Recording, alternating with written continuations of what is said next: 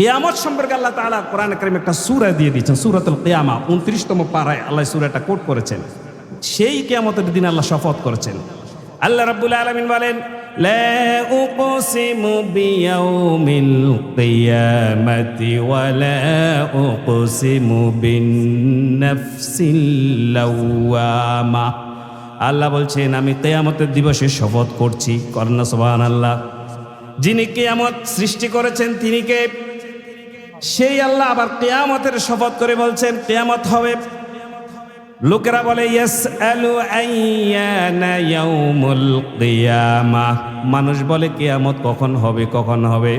আল্লাহ রাব্বুল আলামিন কোরআনে কারীমে বলছেন, ফাইযা বারিকাল বাসারু ওয়া খাসাফাল কমারু ওয়া জুমিআশ শামসু ওয়াল কমার।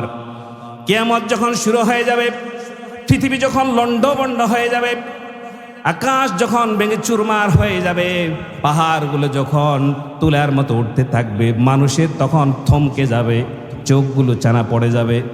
মানুষের চোখ এমন ভয়ঙ্কর দৃশ্য দেখে তারা স্থিতিশীল হয়ে যাবে, চোখগুলো তখন চমকে যাবে, হারে এটা কি হতে চলেছে, কি অবস্থা হয়ে যাবে। তখন আল্লাহ পাক বলছেন ওয়া খাসাফাল কমার, চাঁদের মধ্যে তখন আলো থাকবে না। চাঁদে কি থাকবে না? আলো। আজকের চাঁদে আলো আছে না নাই? চাঁদ কি নিজস্ব আলো না সূর্য থেকে বাড়ানে? সূর্যের আলো দিয়ে চাঁদ চলে। আল্লাহু আকবার বলেন। আমার ভাইয়েরা, আল্লাহ রাব্বুল আলামিন বলেন কিয়ামত যখন হয়ে যাবে সেদিন চাঁদের মধ্যে কোনো আলো থাকবে না, সূর্যের মধ্যে কোনো আলো থাকবে না। ওয়া জুমিআশ শামসু ওয়াল কমার, আল্লাহ বলেন চাঁদ আর সূর্য এই দুইটাকে যখন আলোহীন হয়ে যাবে, আমি রব্বুল আলামিন চাঁদ আর সূর্যকে একত্র করে ফেলবো। সুবহানাল্লাহ। কি আশ্চর্য কথা, চাঁদ আর সূর্য নাকি একত্র হয়ে যাবে, এটা তো আমরা কোনোদিন দেখি নাই। অথচ কোরআনে কারিমে সূরা ইয়াসিন আল্লাহ বলছেন, লাশ-শামসু ইয়ানবাগি লাহা আন তুদরিকাল কমারু ওয়ালাল-লাইলু সাবিকুন নাহার। আল্লাহ পাক বলছেন সূর্য কোনোদিন চাঁদকে অতিক্রম করতে পারে না, সূর্য কোনোদিন চাঁদকে ধরতে পারবে না, রাত কোনোদিন দিনকে ধরতে পারবে না। ওয়া কুল্লুম ফি ফালাকিন ইয়াসবাহুন, প্রত্যেকে তার নির্ধারিত পথের মধ্যে তারা ভ্রমণ করছে। সুবহানাল্লাহ। সূর্য তার পথে চলে, চাঁদ তার পথে চলে। দিন কার হুকুম মানে? আরো জোরে বলেন, আল্লাহর হুকুম। রাত কার হুকুম মানে? শুধু হুকুম মানি না আমরা আল্লাহ, ঠিক কিনা বলুন? সবাই কিন্তু আল্লাহর হুকুম মানে। প্রতিদিন সূর্য পূর্ব দিকে উদিত হয়, এমন কোনো দিন হয় নাই যে সূর্য হঠাৎ পূর্ব দিকে উদিত হয় নাই, 1 ঘন্টা দেরি হয়ে গেছে, এমন হয়েছে নাকি বলেন? সূর্য কি 1 ঘন্টা 2 ঘন্টা দেরিতে উঠছে এমন কোনো রেকর্ড আছে নাকি? কারণ সূর্য নিয়ন্ত্রণ করে কে? আল্লাহ। আল্লাহ রাব্বুল আলামিন বলে, বান্দারা শোনো, তোমরা আমার হুকুম মানে না, চাঁদ আমার হুকুম মানে, সূর্য আমাকে সিজদা করে। হযরত আবু যর রাদিয়াল্লাহু তাআলা আল্লাহর নবী তাকে প্রশ্ন করলেন, আবু যর তুমি বলো সূর্য যখন ডুবে যায় তখন কোথায় যায়? আবু যর হচ্ছে রাসূলের একজন সাহাবী। আবু যর বললেন, ইয়া রাসূলুল্লাহ আপনি তো ভালো জানেন, আপনি বলেন। নবীজি বলেন, আবু যর রে, সূর্য যখন ডুবে যায় প্রতিদিন, এই সূর্য তখন আল্লাহর আরশ আজিমের নিচে সিজদা দিয়ে পড়ে থাকে। সুবহানাল্লাহ। সূর্য কাকে সিজদা দেয়? আরো জোরে বলেন, কাকে? আল্লাহর কথা বলতে কি ভয় লাগে? চৌদ্দগ্রাম আমরা যতটুকু জানি, ইসলাম এটা হচ্ছে ইসলামী আন্দোলনের উর্বর মাটি। চৌদ্দগ্রামের মাটি মানুষে বলে ইসলামের ঘাঁটি। ও আমরা তো অমন চেতনা দেখছি না, আপনাদেরকে ধাক্কাইয়া কথা বের করা লাগে। সূর্য তাহলে কার হুকুম মানে? আল্লাহর হুকুম মানে। অথচ অনেক মানুষ সূর্যকে সিজদাও করে। আল্লাহ বলছেন, লা তাসজুদু লিশ-শামসি ওয়ালা লিল-কমারি ওয়াসজুদু লিল্লাহিল্লাযী খালাকাহুন্না ইন কুনতুম ইয়্যাহু তা'বুদুন। তোমরা সূর্যকে সিজদা করো না, বরং যিনি সূর্য বানাইছেন তোমরা তাকে সিজদা করো। বলেন আল্লাহু আকবার। তাহলে সূর্য বানালেন কে? আল্লাহ। হযরত আয়েশা রাদিয়াল্লাহু তাআলা আনহা বলেন, আল্লাহ রাব্বুল আলামিন কোরআনে কারিমে বলছেন, ওয়াল আরদু জামিআন ক্বাবদাতুহু ইয়াওমাল কিয়ামাতি ওয়াস সামাওয়াতি ওয়াল আরদ মাতওয়িয়াতুম বিয়ামিনি। আল্লাহ রাব্বুল আলামিন বলেন, যেদিন কিয়ামত হয়ে যাবে দুনিয়া, এই যে তোমরা দুনিয়ার জমিনের মধ্যে হাঁটাহাঁটি করছো, এই দুনিয়াটাকে আমি আমার হাতের মুঠোর মধ্যে ঢুকে ফেলবো। বলেন আল্লাহু আকবার। কিয়ামতের দিন দুনিয়াটা থাকবে কার হাতের ভিতরে? তাহলে আল্লাহর হাতটা কত বড় কুদরতি হাত, বলেন আল্লাহু আকবার। আল্লাহর হাতে দুনিয়া ঢুকাই ফেলবেন। ওয়াল আরদু জামিআন কদ্দাহ, আমি কব্দ করে ফেলবো আমার হাতে দুনিয়াকে কিয়ামতের সময়। তারপর আকাশের অবস্থা কি হবে? আল্লাহ বলছেন ওয়াস সামাওয়াতু মাতউবিয়াতুম বিয়ামিনি, আকাশটাকে বাঁচ করব, বাঁচ করে করে আমি রব্বুল আলামিন আকাশটাকে আমার ডান হাতের ভিতরে ঢুকিয়ে ফেলবো। আল্লাহু আকবার বলেন। দুনিয়া থাকবে আল্লাহর হাতের মুঠোয়, আকাশ থাকবে আল্লাহর ডান হাতে। কি আশ্চর্য কথা! এটা কি গল্প নাকি? কোরআনে কারীমের আয়াত, ওয়াল আরদু জামিআন কবদাতুহু ইয়াওমাল কিয়ামাহ ওয়াস সামাওয়াতু মাতউবিয়াতুম বিয়ামিনি। কিয়ামত যেদিন হয়ে যাবে, এই দুনিয়াকে আমি আমার হাতের মুঠোয় নিয়ে নিব, আকাশটাকে আমি বাঁচ করব। আমরা বলবো আল্লাহ কিভাবে আপনি আকাশকে বাঁচ করবেন? আল্লাহ সে কথার উত্তর দিয়ে দিচ্ছেন, ইয়াউমা নাতুবিস সামাআ কাতাইয়িস সিজিল্লি লিল কুতুব। কিতাবের পৃষ্ঠা যেভাবে একটার পর একটা কিতাব বইয়ের মধ্যে যেভাবে এক পৃষ্ঠার উপর এক পৃষ্ঠা বাঁচ করে থাকে, আমি রব্বুল আলামিন কিয়ামতের দিন আকাশটাকে এইভাবে বাঁচ করে আমার ডান হাতের ভিতরে ঢুকিয়ে ফেলবো। সুবহানাল্লাহ বলেন। কি আশ্চর্য, কি বিস্ময়! এটা হবেই অবশ্যই। আল্লাহু আকবার। হযরত আয়েশা বললেন, ইয়া রাসূলুল্লাহ, আপনি যে বললেন কিয়ামতের দিন আল্লাহ দুনিয়াকে হাতের মুঠোয় ঢুকাবেন, আসমানকে ডান হাতে ঢুকাবেন, ওগো নবী আপনি বলেন সেদিন আপনার ইমানদার বান্দাগুলো কোথায় থাকবে? প্রশ্ন করেছেন মা আয়েশা। নবীজি বললেন, আয়েশা রে, যেদিন এমন অবস্থা হবে কিয়ামতের দিন, সেদিন আমার এই ইমানদার বান্দারা যারা আমাকে বিশ্বাস করেছে, যারা আমার পক্ষে ছিল, ইসলামের পক্ষে ছিল, ন্যায় নীতির পক্ষে ছিল, হকের বিপক্ষে ছিল, বাতিলের বিপক্ষে ছিল, এমন ইমানদার লোকেরা ফুলসিরাতের উপরে তারা দাঁড়িয়ে থাকবে। সুবহানাল্লাহ বলেন। ইমানদাররা কোথায় থাকবে? ফুলসিরাত। কেশে বরাবর শাকু আল্লাহ হীরার মতো দার, আমি বান্দা ভীষণ পাপী কেমনে হব পার। এই ফুলসিরাতটা হচ্ছে ক্যাশ বরাবর শাকুর চুলের মতো চিকন, হীরার চাইতে ধারালো। এমন জায়গায় ইমানদাররা দাঁড়িয়ে অপেক্ষা করবে আল্লাহর হুকুমের জন্য। ফুলসিরাতের নিচে কি বলেন? জাহান্নাম। ফুলসিরাতের ওই পারে হচ্ছে জান্নাত। আল্লাহ রাব্বুল আলামিন বলেন, এমন কঠিন মুহূর্তে আল্লাহ রাব্বুল আলামিন কিয়ামত ঘটাবেন। তিনি পৃথিবীটাকে হাতের মুঠোয় নেবেন আর আকাশটাকে বাঁচ করে তিনি ডান হাতে ঢুকাবেন। রাসূলুল্লাহ সাল্লাল্লাহু আলাইহি ওয়াসাল্লাম বলেন, এমন সময় কিয়ামতের দিন আল্লাহ রাব্বুল আলামিন তিন শ্রেণীর মানুষের দিকে তিনি তাকাবেন না। আল্লাহ রাব্বুল আলামিন বলেন, লা ইউকাল্লিমুহুমুল্লাহু ওয়া লা ইয়ানজুর ইলাইহিম ইয়াওমাল কিয়ামাতি ওয়া লা ইউযাক্কিহিম ওয়া লাহুম আযাবুন আলীম। আল্লাহ পাক বলছে কিয়ামতের দিন তিন শ্রেণীর দিকে আল্লাহ তাকাবেন না। তিন প্রকার লোক। কয় প্রকার? আরো জোরে কয় প্রকার? তিন প্রকার। দেখেন আমরা আছি কিনা সেই তিন প্রকারের মধ্যে। যদি থেকে যান আজকে থেকে তওবা করবেন। আমার মা বোনেরা, কিয়ামতের দিন তিন ব্যক্তির দিকে আল্লাহ কিন্তু তাকাবেন না, কথা বলবেন না, তাদেরকে পরিশুদ্ধ করবেন না, পবিত্র করবেন না। তাহলে কি করবেন? ওয়ালাহুম আযাবুন আলীম, যন্ত্রণাদায়ক মারাত্মক জাহান্নামের অতল গহ্বরে তাদেরকে ফেলে দিবেন। বলে নাউজুবিল্লাহ। তাহলে তিন প্রকার লোক তারা কারা? এক নম্বরে নবীজি বলছেন, যারা এই দুনিয়ার মধ্যে যারা টাকনু গিরার নিচে ঝুলিয়ে ঝুলিয়ে যারা লুঙ্গি পরে, প্যান্ট পরে, কাপড় পরে, টাকনু গিরার নিচের মধ্যে ঝুলে ঝুলে কাপড় পরে, প্যান্ট পরে, লুঙ্গি পরে, এমন লোক আছে না নাই? অনেক মুরব্বী আছে এমন ভাবে লুঙ্গি পরে মনে হচ্ছে যে সব কিছু জারু দিয়ে ফেলতেছে। আমার এমন অনেক যুবক ভাই আছে প্যান্টগুলো পরে টাকনু গিরার নিচে, আছে না নাই? নবীজি বলছেন, মাসফালু মিনাল কাবাইন, টাকনু গিরার নিচে যারা প্যান্ট পরবে, কাপড় ঝুলিয়ে ঝুলিয়ে পরবে, তাদের সে অংশ আল্লাহর জাহান্নামের মধ্যে চলে যাবে। বলেন নাউজুবিল্লাহ।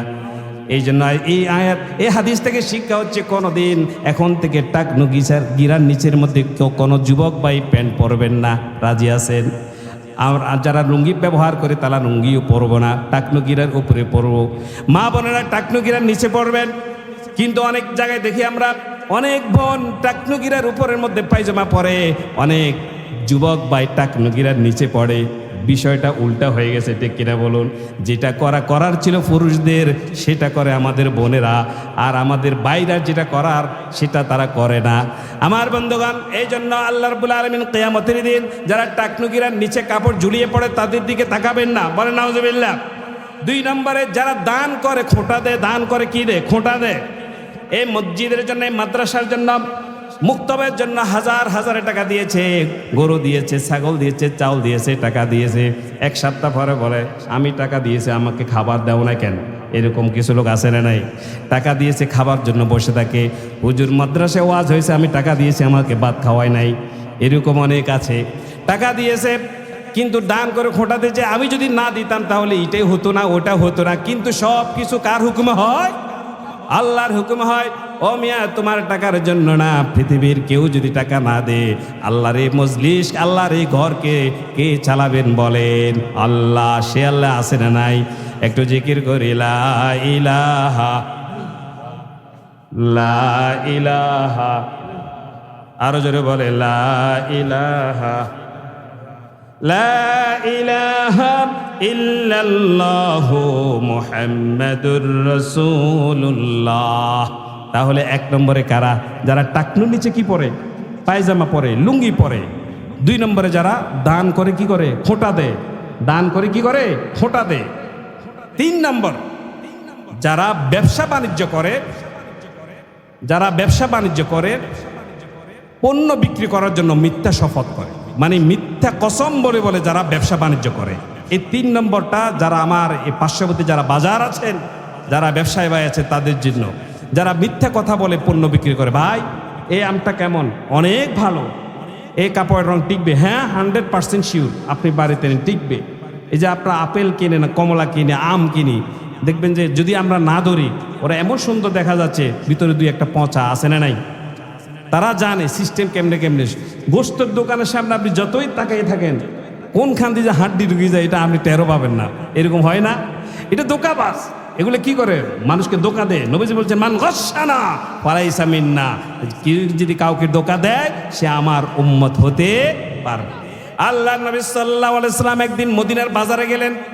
তিনি ছিলেন মদিনার প্রেসিডেন্ট। নবী ছিলেন মদিনার কি? প্রেসিডেন্ট। 10 বছর ক্ষমতায় ছিলেন, মদিনার রাষ্ট্র ক্ষমতায় নবীজি ছিলেন। তিনি মদিনার বাজার ভ্রমণ করার জন্য গেলেন, পরিভ্রমণ করার জন্য গেলেন, পরিদর্শন করার জন্য গেলেন। একটা গমের দোকানে ঢুকলেন। ঢুকে তিনি একটা গমের বস্তার ভিতরে হাত ঢুকে দিলেন। হাত নিচে গেল, নিচে দেখা গেল ভিজা, সবগুলো ভিজা, আর উপরগুলো হলো শুকনা। নিচের গুলো হচ্ছে ভিজা, উপরগুলো শুকনা। নবীজি বললেন, মান গশশানা ফালাইসা মিন্না। তুমি মানুষকে ধোঁকা দিয়ে ব্যবসা করছো, তুমি মানুষকে ধোঁকা দিচ্ছ, খবরদার, ধোঁকা দিয়ে ব্যবসা করা যাবে না। যে ধোঁকা দিয়ে ব্যবসা করে সে আমি মুহাম্মাদের উম্মত হতে পারবা না। এই জন্য আমার ব্যবসায়ী ভাইরা খবরদার, মিথ্যা শপথ করা যাবে না। আপনি যদি 2 নম্বর কিছু বিক্রি করেন, বলতে হবে ভাই এটা কিন্তু মার্কেটে 2 নম্বর, এটার দাম এত, ওইটা 1 নম্বর, ওইটা এত। একটা যদি ইলেকট্রিক তার যদি কেউ কেনেন, ভাই এটা কফি, এটা এত, এটা 2 নম্বরটা, এটার দাম কম, এটা 1 নম্বর, এটা 2টার দাম বেশি। আপনি স্পষ্ট বলে দেন, তাহলে আপনি বেঁচে যাবেন। আপনি যদি বলেন না এটাই ঠিক, বিক্রি করার জন্য 2 টাকা পয়সা লাভের জন্য যদি আপনি মিথ্যা শপথ করেন, আল্লাহ পাক বলছেন, নবীরও হাদিস আছে যে কিয়ামতের দিনে কঠিন মুসিবতের সময় আল্লাহ তাআলা ওই ব্যবসার দিকে তাকাবেন না। বলেন নাউজুবিল্লাহ। আল্লাহ তাআলা আমাদেরকে বুঝার তৌফিক দান করুন, বলেন আমিন। আমার বন্ধুগণ, তার সূরাতুন নাবা 1 থেকে 6 নম্বর আয়াতে কিয়ামত সম্পর্কিত আল্লাহ কথা বলেছেন। 6 থেকে আল্লাহ পাক কিছু প্রমাণ দিয়েছেন কিয়ামতের, যে কিয়ামত যে হবে, কাফের মুশরিক যে বিশ্বাস করতে চায় না, মানুষকে যে আবার কবর থেকে আল্লাহ উঠাবেন, এটা যে তারা বিশ্বাস করতে চায় না, এখনো যারা বিশ্বাস করে না তাদের জন্য আল্লাহ সূরা নাবা 6 নম্বর আয়াতটা আল্লাহ কোট করেছেন। আল্লাহ কি বলছেন? আল্লাহ রাব্বুল আলামিন বলেন, আলাম নাজআলিল আরদা মিয়াদান ওয়াল জিবালা আওতাদান ওয়া খালাকনাকুম আজওয়াজা।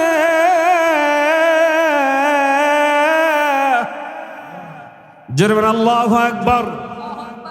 আল্লাহ বলেন, আলাম নাজআলিল আরদা মিহাদা। ও আমার বান্দারা, আমি কি দুনিয়াকে তোমাদের জন্য বিছানা বানাই দেই নাই? এই দুনিয়াকে বিছানা বানিয়ে দিয়েছেন কে? আল্লাহ বলেন আমি তোমাদের জন্য পৃথিবীটাকে বিছানার মতো করে আমি বিছিয়ে দিয়েছি। কন্যা সুবহানাল্লাহ। এটা আপনি নিচে থেকে বুঝবেন না। যারা বিমানে উঠে বিদেশে যায়, যারা হেলিকপ্টার কিংবা বিমানে চড়ে, বিমান যখন নিচের দিকে ল্যান্ড করে তখন তারা জানালা দিয়ে দেখে লাগে যেন দুনিয়াটা একটা কার্পেটের মতো, ঠিক কিনা বলুন? পৃথিবীর দিকে যদি আপনি তাকান, বিমানে উঠে নিচের দিকে মনে হচ্ছে সবগুলো সবুজ একটা কার্পেট, এত বিস্তৃত বিছানার মতো করে দিয়েছেন কে? আল্লাহ বলছেন আলাম নাজআলিল আরদা মিহাদা, আমি কি তোমাদের জন্য এই পৃথিবীকে বিছানা করে দেই নাই? কি দেন নাই? দেন নাই, অবশ্যই দিয়েছেন। আল্লাহ বলেন আল্লাযী জাআলা লাকুমুল আরদা ফিরাশাও ওয়াস সামাআ বিনাআ। আল্লাহ বলেন আমি দুনিয়াকে তোমাদের জন্য বিছানা বানাইলাম, আর আকাশটাকে তোমাদের জন্য আমি ছাদ হিসাবে তৈরি করে দিলাম। কন্যা সুবহানাল্লাহ। আকাশটা আমাদের জন্য ছাদ বানাইছেন কে? কয়টা খুঁটি আছে? খুঁটি আছে নাকি? খুঁটি নাই। আল্লাহ রাব্বুল আলামিন খুঁটি ছাড়া আকাশ বানালেন। আমরা বলবো আল্লাহ কেন আপনি আমাদের জন্য আকাশটা বানালেন? আল্লাহ রাব্বুল আলামিন বলেন ওয়াজআলনাস সামাআ সাকফাম মাহফুজা। আল্লাহ পাক বলছেন এই আকাশ তোমাদের জন্য এই জন্য বানাইলাম, এই আসমান যেন তোমাদেরকে সুরক্ষা দান করে, তোমাদেরকে যেন আকাশ বাতাস দিয়ে থাকে, ছায়া দিয়ে থাকে, সুরক্ষা দান করে। আকাশটা হচ্ছে 7টা, উপরে আসমান কয়টা আছে? জমিন কয়টা আছে? সূরা মুলকে আল্লাহ বলছেন তাবারাকাল্লাযী বিয়াদিহিল মুলকু ওয়া হুয়া আলা কুল্লি শাইইন কাদির الذي خلق الموت والحياة ليبلوكم أيكم أحسن عملا وهو العزيز الغفور. তারপর আল্লাহ বলেন الذي خلق 7 سماوات طباقا। আল্লাহ মানে আল্লাযী খালাকা 7 সামাওয়াতিন তিবাকা, আমি আসমানকে 7 আসমানকে স্তরে স্তরে সৃষ্টি করেছি। সুবহানাল্লাহ বলেন। আমরা বলি 7 আকাশ, আল্লাহ বলেন 7 আকাশকে একটার উপর একটা করে আমি বানাইলাম। আমি হচ্ছে আল্লাহ, আমি হচ্ছে রব। এক আসমান থেকে আরেক আসমানের দূরত্ব হচ্ছে 500 বছরের রাস্তা। বলেন আল্লাহু আকবার। এক আসমান থেকে আরেক আসমানের দূরত্ব কত? 500 বছরের রাস্তা। আল্লাহ বলেন আনতুম আশাদ্দু খালকান আমিস সামাউ বানাহা। ও বান্দা তুই আকাশের দিকে তাকাই দেখ, তুই বড় নাকি আকাশ বড়? আমরা যদি আকাশের দিকে তাকাই, এখন আমরা বলেন আকাশটা বড় না আমরা বড়? আকাশ বড়। কথা বলেন আকাশ বড় না আমরা বলি আকাশ বড়? আল্লাহ বলছেন আনতুম আশাদ্দু খালকান আমিস সামাউ। আকাশকে বানানো কঠিন না তোমাদেরকে বানানো কঠিন? আকাশকে বানানো কঠিন। আল্লাহ পাক বলছেন এত বিশাল খুঁটি ছাড়া আমি আকাশ বানাতে পারলাম আমি আল্লাহ, আর মরলে তোদেরকে কবর থেকে তুলতে পারবো না, এটা কোনো ব্যাপার হলো? আল্লাহু আকবার। আল্লাহ কি সুন্দর উদাহরণ দিচ্ছেন, আনতুম আশাদ্দু খালকান আমিস সামাউ বানাহা। সূরা নাজিআতে আল্লাহ এক্সাম্পল দিয়েছেন যে তোমরা বলো মৃত্যুর পর তোমাদেরকে আমি তুলতে পারবো না, কিভাবে উঠাবো? তোমরা পচে গলে মাটি হয়ে ছাই হয়ে যাবা। আরে না, আকাশের দিকে তাকা, আকাশের দিকে তাকিয়ে দেখ কত বিশাল আকাশ। খুঁটি ছাড়া আমি বানিয়ে রাখলাম, কিয়ামতের দেশে আকাশও থাকবে না, সে পাহাড়ও থাকবে না, ধ্বংস হয়ে যাবে। আমি রব এগুলো সব কিছু ধ্বংস করার পর তোর মতো ক্ষুদ্র প্রাণীকে কবর থেকে জীবিত দিয়ে তোলা, জীবন দিয়ে তোলা, এটা আমার জন্য কোনো ব্যাপারই না। বলেন আল্লাহু আকবার। তাহলে দলিলটা হচ্ছে আল্লাহ পাক বলছেন মৃত্যুর পর আবার তোমাদেরকে আমি কি করব? আবার জীবিত করব। কারণ হিসাব কিতাব আছে না নাই? এই দুনিয়াতে যে অন্যায়ভাবে আজকে হাদিকে যে মেরেছে, গুলি মেরে 1 ঘন্টার ভিতরে কিভাবে রাষ্ট্রের সমস্ত চোখকে এড়িয়ে কিভাবে 1 ঘন্টার মধ্যে সে পার্শ্ববর্তী ইন্ডিয়ার মধ্যে চলে যায়, আমাদের বোধগম্য হয় না। একটা জল জ্যান্ত বাংলাদেশের সূর্য সন্তান, ভবিষ্যতের বাংলাদেশের কর্ণধার ওসমান হাদিকে গুলি করার পর 1 ঘন্টার ভিতরে সে ঢাকা থেকে ময়মনসিংহ এসে ভারতে পালিয়ে যায়। আমরা আজকের এই মাহফিল থেকে এই কুলাঙ্গার যে তাকে কাছাকাছি থেকে গুলি করে মেরেছে, আমরা তার উচিত শিক্ষা এবং তার ফাঁসি চাই, ঠিক কিনা বলো? তাকে ফাঁসি দিতেই হবে। যদি বঙ্গবন্ধু শেখ মুজিবুর রহমানের হত্যাকারীকে যদি বিদেশের প্রান্ত থেকে তাদেরকে এনে যদি ফাঁসি দেওয়া যেতে পারে, তাহলে ওসমান হাদিকে যে গুলি করে মেরেছে, যারা এর সাথে সংশ্লিষ্ট ছিল, তাদের প্রত্যেকে যারা বিদেশে পালিয়েছে, যারা দেশে পালিয়ে আছে, বিদেশ থেকে এনে দেশ থেকে এনে তাদেরকে দৃষ্টান্তমূলক শাস্তি জনগণের সামনে দিতে হবে। ঠিক কিনা বলো? আমরা তার বিচার চাই, আমরা ইনসাফ ভিত্তিক সমাজ চাই। এরকম একটা পশুরও অনেক দাম, মানুষের কোনো দাম নাই। এইভাবে গুলি করি মানুষ, এটা কোনো দলের কথা নয়, এটা মানুষের কথা, মানবতার কথা। শেষ কথা যদি মেরে ফেলা হয়, এই দল করে লাভ কি? মানুষের রাজনৈতিক মতভেদ থাকতে পারে, এখানে আপনারা অনেকে অনেক দল করেন, এটা অনেক আপনাদের পার্সোনালিটি, ব্যক্তিগত ব্যাপার। কিন্তু আমি একটা দল করি, আপনি একটা দল করেন, আমার সাথে আপনার এই জিনিসটা মিলবে না, আমি আপনাকে মেরেই দিব, তো এই দল করে আমার লাভ কি? আল্লাহ পাক বলছেন যে একজন মানুষকে বিনা অন্যায় মেরে ফেলবে, সে যেন সারা দুনিয়ার সমস্ত মানুষকে মেরে ফেলছে। আর যে একজন মানুষকে বাঁচিয়ে দিবে, আল্লাহ পাক বলছেন সে সমস্ত মানুষকে সে বাঁচিয়ে দিল। সুবহানাল্লাহ বলেন। সুতরাং আল্লাহ বলছেন ওয়াল জিবালা আওতাদা, এই দুনিয়ার উপর আমি পাহাড়গুলোকে ফেরেক হিসাবে মারি দিয়েছি। ফেরেক, পাহাড়গুলো হচ্ছে জলি, ঘরের কাঠের মধ্যে কি মারে? এগুলো জলি মারে।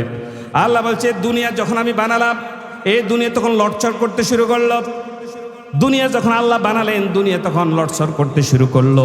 দুনিয়া লড়ে। আল্লাহ রাব্বুল আলামিন তখন পাহাড় সৃষ্টি করে দুনিয়ার মধ্যে ফেরেক হিসাবে মেরে দিলেন। বলেন সুবহানাল্লাহ। আল্লাহ বলছে ওয়াল জিবালা আওতাদা, আমি পাহাড়গুলোকে ফেরেক হিসেবে বানিয়েছি যাতে দুনিয়াতে তোমরা সুন্দর করে ভারসাম্যপূর্ণ অবস্থায় তোমরা বসবাস করতে পারো। সুবহানাল্লাহ। আল্লাহ আমাদের জন্য কত দয়া, কত মায়া। যদি পৃথিবী লড়তো, কিছুদিন আগে যে একটা ভূমিকম্প দিছে, 7 সেকেন্ড, 5 সেকেন্ড, 6 সেকেন্ড, আপনি যদি 1 মিনিট ভূমিকম্প হয়, আমরা কি থাকবো? আমরা থাকবো না। কিন্তু আল্লাহ পাক বলছেন এটা লড়তো, পৃথিবী যখন বানালেন এটা লড়ে। আল্লাহ পাহাড় মেরে বানিয়ে পৃথিবীটাকে আল্লাহ স্থির করে দিয়েছেন। আল্লাহ রাব্বুল আলামিন যখন পাহাড় বানালেন, ফেরেশতারা এই দৃশ্য দেখে অবাক হয়ে গেলেন। হাদিসে কুদসিতে হযরত আনাস থেকে বর্ণিত হাদিস, আল্লাহ রাব্বুল আলামিন যখন পৃথিবী বানালেন তখন পৃথিবী নড়চড় করতেছে। আল্লাহ রাব্বুল আলামিন তখন পাহাড় বানালেন, পাহাড়টা পৃথিবীর উপরে গেড়ে দিলেন। পৃথিবী তখন স্ট্রং হয়ে গেল, নড়চড় বন্ধ হয়ে গেল।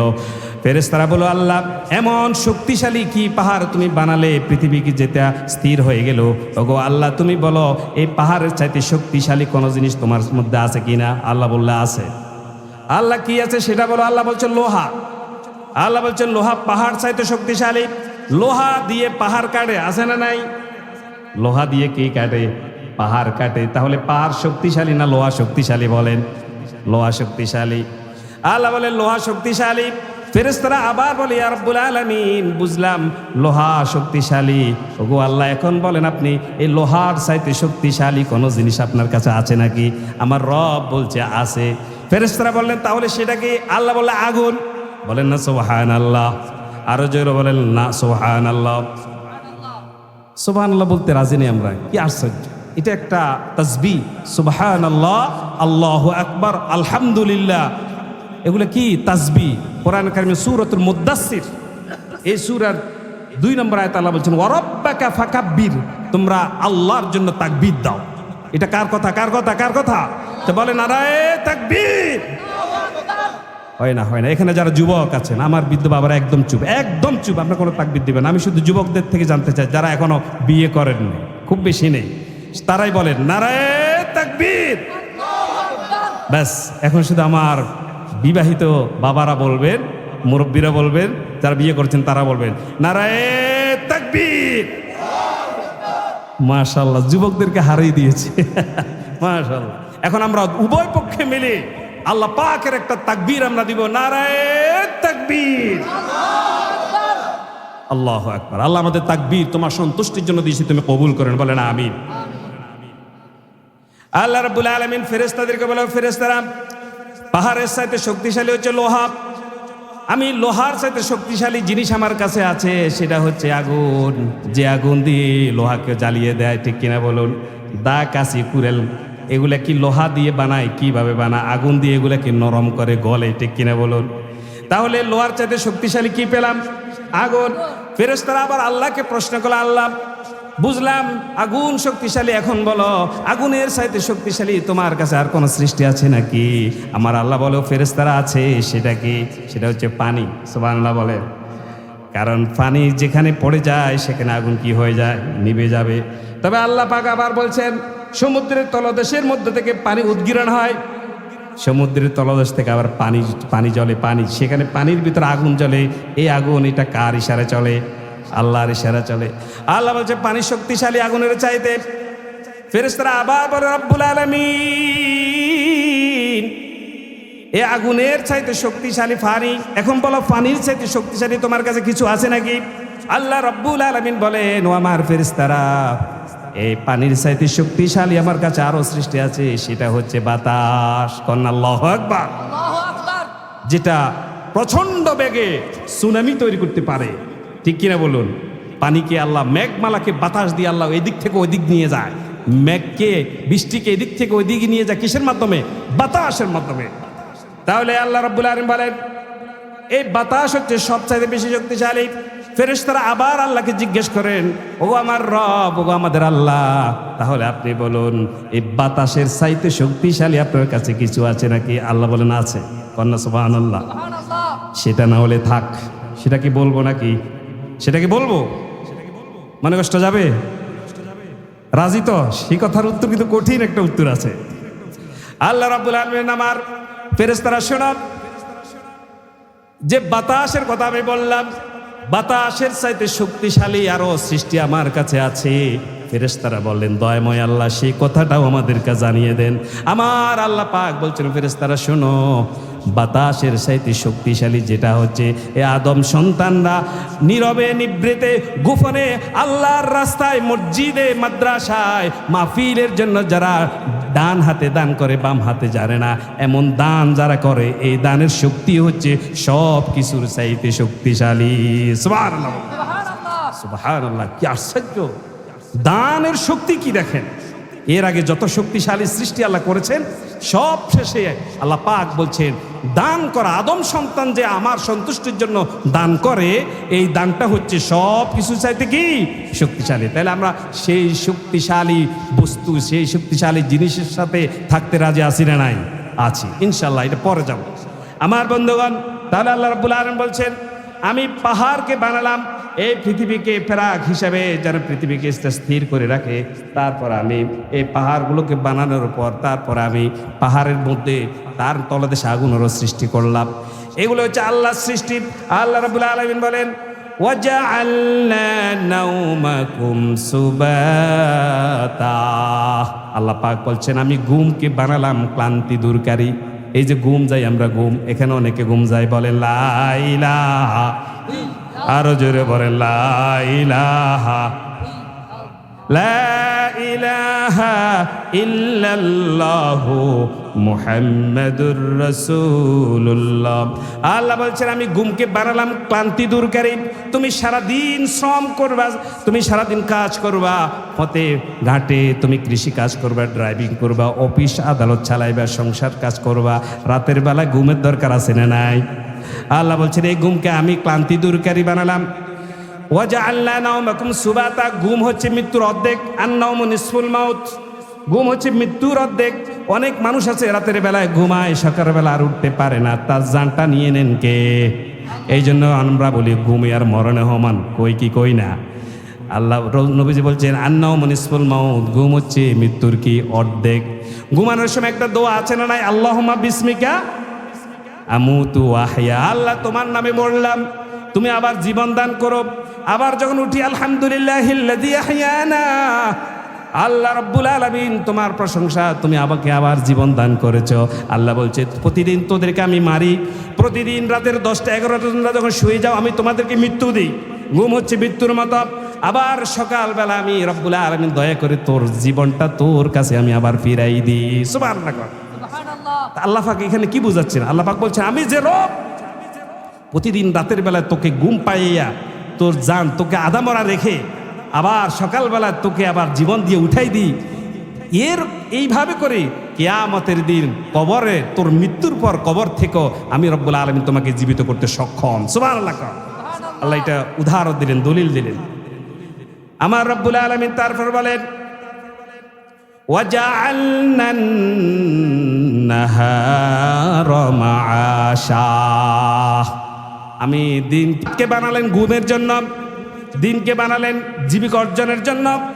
রাসূলুল্লাহর একজন সাহাবীর বিরুদ্ধে সাহাবীরা অভিযোগ করলেন, রাসূলুল্লাহর একজন সাহাবীর বিরুদ্ধে সাহাবীরা নবীজির কাছে অভিযোগ করলেন, ইয়া রাসূলুল্লাহ, আপনার একজন সাহাবী আছে, সে রাতের বেলা ঘুমায় না, রাতের বেলায় শুধু তাহাজ্জুদ পড়ে, নামাজ পড়ে, দিনের বেলায় শুধু রোজা রাখে। তার ঘরে যখন মেহমান আসে সে মেহমানের খবর নেয় না, খাবার দিতে পারে না, স্ত্রীর হক আদায় করে না, ঘুমায় না। নবীজি বললেন তাকে ডাকো। ওই লোকটাকে ডাকানো হলো। নবীজি বললেন কি ব্যাপার, তুমি নাকি রাত্রে ঘুমাও না? বলে হ্যাঁ। বলে কেন ঘুমাও না? বলে আমি রাতের বেলায় রব্বুল আলামিন, আমি নবীজি, আমি রাতের বেলায় ইবাদত করি আর দিনের বেলায় রোজা রাখি। নবীজি বললেন না, তোমার চোখের মধ্যে তোমার হক আছে, তোমার শরীরের উপর তোমার হক আছে, তোমার স্ত্রীর উপর তোমার হক আছে না নাই? তোমার মেহমান যদি আসে মেহমানের উপর তোমার হক আছে।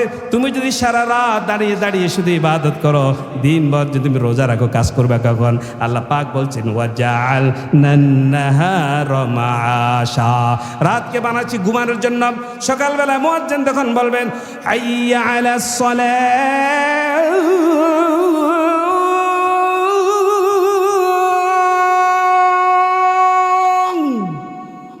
মুয়াজ্জিন যখন বলবেন হাইয়া আলাস সালাহ, নামাজের দিকে আসো, আস-সালাতু খায়রুম মিনান নাওম, ঘুম থেকে কি ভালো?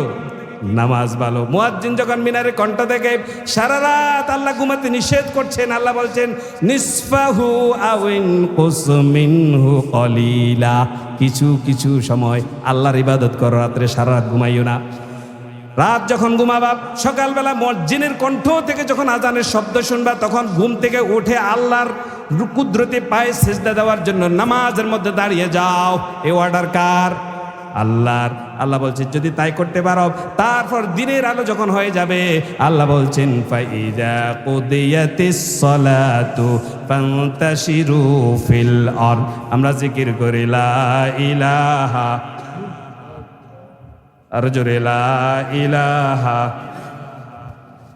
লা ইলাহা ইল্লাল্লাহু মুহাম্মাদুর রাসূলুল্লাহ সাল্লাল্লাহু। তাহলে রাতকে আল্লাহ বানালেন কি জন্য বলেন? ঘুমের জন্য। আল্লাহ বলছেন ওয়াজআলনা নাওমাকুম সুবাতা, তারপর বলছেন ওয়াজআলনাল লাইলা লিবাসা, রাতকে আমি তো ঘুমকে আমি তোমাদের জন্য ক্লান্তি দূরকারী বানালাম, আর রাতকে বানালাম আচ্ছাদনকারী। লিবাস অর্থ পোশাক, লিবাস অর্থ কি? পোশাককে আরবিতে বলে লিবাস। এই যে পোশাক আমাদেরকে ডেকে রাখে নাকি খোলা রাখে? কথা বলেন, ডেকে রাখে। পোশাক আমাদেরকে কি করে? ডেকে রাখে। কোন একজন পোশাক ছাড়া ব্যক্তি যদি এখান থেকে হেঁটে চলে আসে, আপনাকে তাকে গ্রহণ করবেন? আজকের যিনি আমরা বক্তা, আমরা যদি পোশাক ছাড়া এখানে চলে আসি, আপনাকে আমাদেরকে রিসিভ করবেন না। আল্লাহ বলছেন লিবাস মানে পোশাক, পোশাক শরীরকে যেভাবে ডেকে রাখে, এই রাত আমি রাত তৈরি করেছি, রাতের অন্ধকার তৈরি করেছি, যে সমস্ত পৃথিবীর সমস্ত মানব দানব জীব জন্তু মানুষ সবাইকে অন্ধকার দিয়ে ডেকে রাখে। সুবহানাল্লাহ বলেন। আল্লাহ বলছেন ওয়াজআলনাল লাইলা লিবাসা, আমি রাতকে বানাইছি আচ্ছাদনকারী হিসাবে। রাত ডেকে রাখবে, অন্ধকার দিবে তোদের ঘুমের আরামের জন্য। ওমিয়া বলেন আলোতে ঘুম বেশি হয় না অন্ধকারে হয়? আরো জোরে বলেন আলোতে বেশি ঘুম হয় না অন্ধকারে হয়? রাতের বেলা 1 ঘন্টা ঘুম, দিনের বেলার 5 ঘন্টার ঘুমের পার্থক্য আছে না নাই? কেউ যদি রাতের বেলায় সারা রাত ঘুম না গিয়ে যদি গেম খেলে, আমার যুবক ভাইরা আছে না নাই?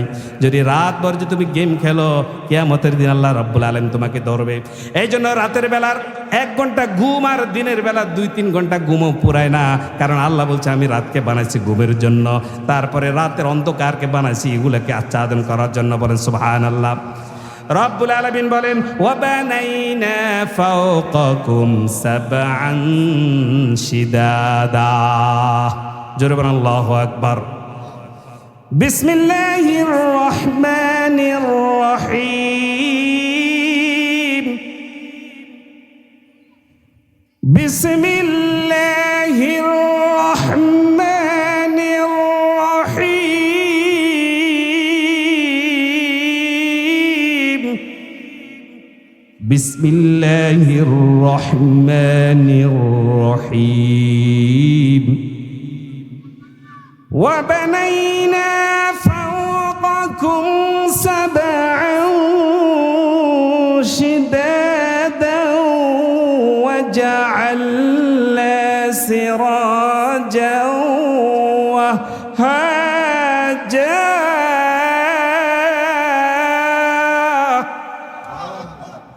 আল্লাহ বলছেন ওয়াবানাইনা ফাওকাকুম সাবআন শিদাদা, আমি তোমাদের উপর মজবুত শক্তিশালী 7টা আসমান বানাই দিয়ে রাখলাম আমাদেরকে সুরক্ষা দেওয়ার জন্য। ওয়াজআলনা সিরাজা ওয়াহাজা, আমি দিনের জন্য একটা সূর্য তোদের জন্য বানাই দিলাম। বলেন না সুবহানাল্লাহ। ও মিয়া, সূর্য যদি না থাকতো দিনের দাম আছে নাকি? যে দিনের মধ্যে সূর্য উঠবে না সেই দিন তো দিনের মতোই লাগে না, ঠিক কিনা বলুন? দিনের জন্য সূর্যের অনেক বেশি দরকার। আর এই সূর্য পৃথিবী থেকে 13 লক্ষ গুণ বড়। বলেন আল্লাহু আকবার। 9,30,00,000 মাইল দূরে। বড় কত বড়? 13 লক্ষ গুণ বড়। তাহলে বলেন সূর্য বড় না পৃথিবী বড়? সূর্য বড়। বুঝেন নাই মনে? সূর্য পৃথিবী থেকে 13 লক্ষ গুণ বড়। এটা বিজ্ঞান আন্দাজ কিংবা অনুমান করছে। যদি 13 লক্ষ অর্থাৎ 13 লক্ষ পৃথিবীকে যদি এইভাবে পাশাপাশি সাজানো হয়, 13 লক্ষ পৃথিবী আর একটা সূর্য বলছে এত বড়। 13 লক্ষ পৃথিবী, আমরা পৃথিবীর কতটুকুন দেখেছি? তাহলে সূর্য যদি পৃথিবী থেকে 13 লক্ষ গুণ বড় হয়, 9,30,00,000 মাইল দূরে হয়। আমার বন্ধুরা, আমি প্রশ্ন করতে চাই, আপনারা বলুন সূর্য বড় না পৃথিবী বড়? এখন আমি বলি আমরা বড় না পৃথিবী বড়? পৃথিবী বড়।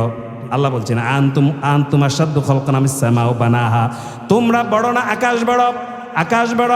আল্লাহ এই আয়াত দিয়ে বোঝাচ্ছেন, ও আমার বান্দা, যে সূর্য পৃথিবী থেকে 13 লক্ষ গুণ বড়, যে পৃথিবী তোদের চাইতে বড়, তোরা হচ্ছে ক্ষুদ্র ছোট্ট। মৃত্যুর পর আমি তোদেরকে জীবিত করতে পারবো না, এটা আমার জন্য কোনো ব্যাপারই না। সুবহানাল্লাহ।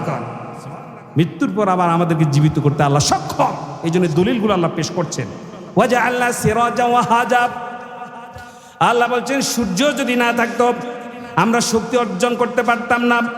সূর্য যদি না থাকতো তাহলে গাছগুলো শক্তি অর্জন করতে পারতো না, ফল ধরতো না। আপনারা যে ধান লাগান, ধানগুলো পাকে কিসের আলোতে? কৃষি যারা কাজ করে তারা তো বলতে পারেন ধান পাকে কিসের জন্য? সূর্যের জন্য। শুধু তাই নয়, যে সূর্যের আলো যখন লবণাক্ত সমুদ্রের পানির মধ্যে যখন সূর্যের আলো পড়ে, সেই আলোয় পানি বাষ্পিত হয়, মেঘমালা হয়ে উপর দিয়ে উঠে যায়। সুবহানাল্লাহ বলেন। তারপর এগুলো মেঘের আকারের সেখানে থেকে থাকে। আল্লাহ রাব্বুল আলামিন বাতাস দিয়ে যেখানে বৃষ্টির প্রয়োজন সেখানে আল্লাহ বাতাসের মাধ্যমে মেঘগুলোকে নিয়ে নেয়, আল্লাহর হুকুমে তখন বৃষ্টি হয়। বলেন সুবহানাল্লাহ। আমার বন্ধুগণ, আল্লাহ রাব্বুল আলামিন বলেন ওয়াআনজালনা মিনাল মুসিরাতি মাআন সাজ্জাজা। আল্লাহ পাক বলছেন ওয়াআনজালনা, আমি নাজিল করি, মিনাল মুসিরাতি মেঘমেলা থেকে, মাআন সাজ্জাজা প্রচুর বৃষ্টি। বলেন সুবহানাল্লাহ। একটু জিকির করি লা ইলাহা, আরো জোরে বলেন লা ইলাহা, লা ইলাহা, লা ইলাহা ইল্লাল্লাহু মুহাম্মাদুর রাসূলুল্লাহ। বর্তমান বিজ্ঞান বলছে যে সূর্য যে জায়গায় প্রতিদিন থাকে, যদি এই জায়গা থেকে একটুখানি নিচের দিকে আসতো, গোটা পৃথিবী জ্বলে পড়ে বর্ষা হয়ে যেত। আল্লাহু আকবার বলেন। আর সূর্য প্রতিদিন যে জায়গায় ওঠে, এখান থেকে যে একটু পিছনে দিয়ে যায়, তাহলে সারা পৃথিবী বরফের মতো ঠান্ডা শীতল হয়, সব কিছু মরে শেষ হয়ে যেত। আল্লাহু আকবার বললেন না? এই ভারসাম্যপূর্ণ জায়গায় যিনি রেখেছেন তিনার নাম কি? আল্লাহ। তাহলে সূর্য কাকে সেজদা করে? আমরা কাকে সেজদা করব? আল্লাহকে সেজদা করতে হবে। বিপদে, শয়নে, স্বপনে, নীরবে, নয়নে, সব জায়গাতে, সবখানে, যেখানে থাকি সেখানে, যতক্ষণ নিঃশ্বাস আছে ততক্ষণ সিজদা করতে হবে কাকে? আল্লাহকে। আমরা সিজদা করতে চাই নামাজের মাধ্যমে। নামাজ ছাড়াও আপনি সিজদা দিয়ে আল্লাহর কাছে প্রার্থনা করতে পারেন। আমার বন্ধুগণ, আল্লাহ বলছেন ওয়ানজালনা মিনাল মুসিরাতি মাআন সাজ্জাজা, এই যে মেঘমালা তোদের উপরে আমি রাখছি, এটা থেকে আমি পানি বর্ষণ করে। এখন আপনারা বলেন বৃষ্টি কিভাবে পড়ে? একটা কলসি যখন এইভাবে আমরা করি, কলসি মনে করে এক কলসি পানি এভাবে রাখলে কলসি থেকে যেভাবে পানি পড়ে, মেঘ কি ওইভাবে পড়ে? কলসির নলের মতো বৃষ্টি আলাদা নাকি? যদি ওইভাবে দিতেন সব কিছু কি হয়ে যেত, ডুবে যেত। কি দয়া আল্লাহ! আল্লাহ পাক বলছে আমি ওইভাবে দিই না, আমি ঝড় বৃষ্টি বিভক্ত পোটা পোটা করে তোদের জন্য মায়া করে দয়া করে আমি এইভাবে করে বৃষ্টি তোদের জন্য আমি পাঠিয়ে দিই। সুবহানাল্লাহ বলেন না? সুবহানাল্লাহ। আবার বৃষ্টি যদি বেশি হয়, পানির এক নাম কি? জীবন। আবার অতিবৃষ্টি বেশি পানি হলে পানির অপর নাম কি হয়ে যায়? মরণ। এই জন্য পানি হচ্ছে আল্লাহর সবচেয়ে বড় একটা নিয়ামত, ঠিক কিনা বলুন? আল্লাহ বলছে আমি কেন দিই? লিনুখরিজা বিহি হাব্বা ওয়া নাবাতা। এই বৃষ্টিটা আমি এই জন্য দিই, লিনুখরিজা বিহি, যাতে বৃষ্টির পানিটা আমি বাইর করতে পারি। আল্লাহ বলছেন সূরা নাবার মধ্যে, হাব্বান শস্য, গম জব ভুট্টা ধান এগুলো আছে না নাই? এই যে এখন সিজন গোলালু, বৃষ্টি আলু, বিভিন্ন ধরনের ফসল, বিভিন্ন ধরনের শস্য, এগুলো কিসের পানির দরকার? বৃষ্টির পানি। সেলু দিয়ে যে ধান হয়, আপনি গরুর চাষ আর ট্রাক্টরের চাষের আলাদা একটা পার্থক্য আছে না নাই? ডেকি দিয়ে চাল ভাঁদি ভাত খাওয়ার মজা আর মেইলের চাউলের মজা আলাদা আছে না নাই? আপনি কলি যদি আমার মা বোনের আগের যুগে যেভাবে ফাটাতে পিসাইয়া কলির ডাল রান্নার যে মজা, এখন রেডিমেডের অত মজা আছে নাকি? আল্লাহ পাক বলছে লিনুখরিজা বিহি হাব্বা ওয়া নাবাতা, এই বৃষ্টির পানি দিয়ে আমি শস্য উৎপন্ন করি। শুধু তাই না, উদ্ভিদ উৎপন্ন করি, এই যে ঘাস গাছ সবগুলো। এরপরে আল্লাহ বলছেন ওয়াজান্নাতিন আলফাফা, 16 নম্বর আয়াত, যে আমি বাগান তৈরি করি, খেজুর বাগান, আম বাগান, ফল বাগান, আঙ্গুর বাগান, সমস্ত বাগান বৃষ্টি এক রকমের বৃষ্টি দিয়ে হাজার রকমের নানান রকমের ফসল ফলের রসে ফুলে সুবাসে সব কিছু তৈরি করেন দেন কে? আল্লাহ। এখন সে আল্লাহ শুকরিয়া আদায় করার দরকার আছে না নাই? সে আল্লাহ শুকরিয়া আদায় কি করব কিভাবে? আমরা আজকে সে আল্লাহ শুকরিয়া আদায় করার একটা পদ্ধতিতে আমরা আদায় করতে চাই, আল্লাহ সন্তুষ্টির জন্য, আল্লাহ পাকের সন্তুষ্টির জন্য। আমি একটা হাদিস আপনাদের সামনে বলেছি, পৃথিবীর সবচাইতে শক্তিশালী জিনিস কি বলে গেছেন? দান করা। পৃথিবীর সবচাইতে শক্তিশালী জিনিস কি? দান। কিভাবে হচ্ছেন? ইন্নাস সাদাকাতা লা তুতফিউ গাদাবার রাব্বি, দান আল্লাহর রাগকে দমন করে ফেলে। আল্লাহু আকবার বলেন। আল্লাহর রাগ যদি দানে দূর করে দেয়, এর চাইতে শক্তিশালী আর কিছু হতে পারে? তা আল্লাহ আমাদের উপর রাজি না বেজার আমরা তো জানি না। আল্লাহ তো আমরা তো এমন কোনো কাজ করতে পারতেছি না যে আল্লাহ আমাদের উপর খুশি থাকবেন। প্রতি মুহূর্তে আমরা আল্লাহর নাফরমানি কাজ করছি, ঠিক কিনা বলুন? এই জন্য আমরা আল্লাহর রাগ থেকে আমাদেরকে বাঁচতে হবে। সেজন্য আমরা একটু এই মাদ্রাসা, এই জায়গায় একটা মাদ্রাসা আছে, মাদ্রাসা হচ্ছে দারুস সুন্নাহ নুরানি মাদ্রাসা। আমি আলোচনার শেষ প্রান্তে এসে সামান্য সময় আপনাদেরকে একটু বিরক্ত করব। মাদ্রাসার জন্য, মাদ্রাসাটা খুব বেশি একটা অবহেলিত, যেটা আমাকে বলা হয়েছে, ওদের ফান্ড খুব বেশি স্ট্রং নয়, কিন্তু চৌদ্দগ্রাম আমরা যে জায়গায় বসবাস করি, আমরা জানি যে আমাদেরকে বলা হতো চৌদ্দগ্রাম এটা হচ্ছে অত্যন্ত প্রভাবশালী এরিয়া, ওটা বিশ্ব রোডের পাশের এরিয়া, বর্ডারের পাশের এরিয়া, ওদের অর্থ, ওদের সামর্থ্য, ওদের শৌর্য, ওদের বীর্য সবই আছে, আলহামদুলিল্লাহ বলেন। তা আছে, আমরা আস্তে আস্তে দেখেছি অনেক রাস্তাঘাটের বহুমুখী বহু কিছু, আলহামদুলিল্লাহ। এখন আমি আপনাদেরকে এই কথা বলতে চাই যে এই অবস্থার মধ্যে একটা মাদ্রাসা অবহেলিতভাবে পড়ে থাক, এই দ্বীনের মার্কাজ, এটাকে আপনারা চান না? আমরা চাই না। এই জন্য স্বেচ্ছায় আপনারা মাদ্রাসার জন্য দান করবেন। প্রতিদিন 2 জন ফেরেশতা পৃথিবীতে আসে। কয়জন? আরো জোরে বলেন, কয়জন?